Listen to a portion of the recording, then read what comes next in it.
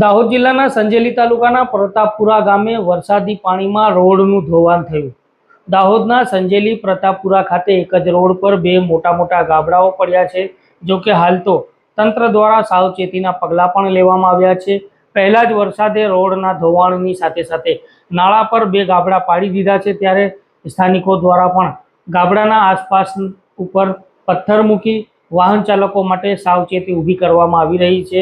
જ્યારે સ્થાનિકોએ ભ્રષ્ટાચારના આક્ષેપો સાથે તપાસની માંગ પણ કરી છે।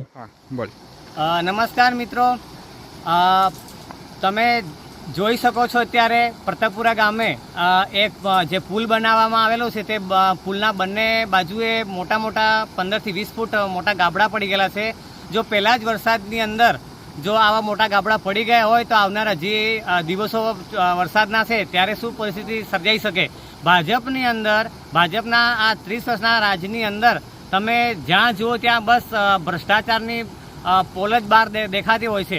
અત્યારે તમે જોઈ શકો છો આ જે હલકી કક્ષાનું મટીરિયલ વાપરી અને જ્યાં પુલ બનાવવામાં આવેલો છે તો આ પુલ પહેલાં જ વરસાદની અંદર મસ્ત મોટા ગાબડા પડી ગયા છે।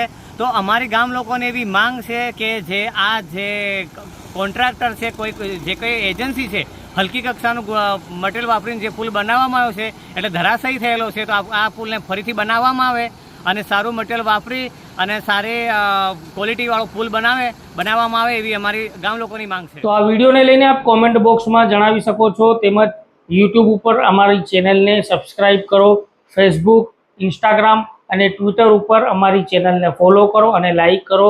www.dnadahodniasmita.com ઉપર પણ તમે સમાચારો વાંચી શકો છો।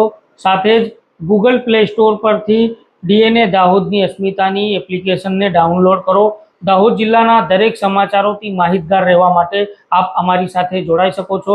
સમાચારોમાં હાલ આટલું જ। ફરી મળીશું નવી જાણકારીઓ સાથે। ધન્યવાદ।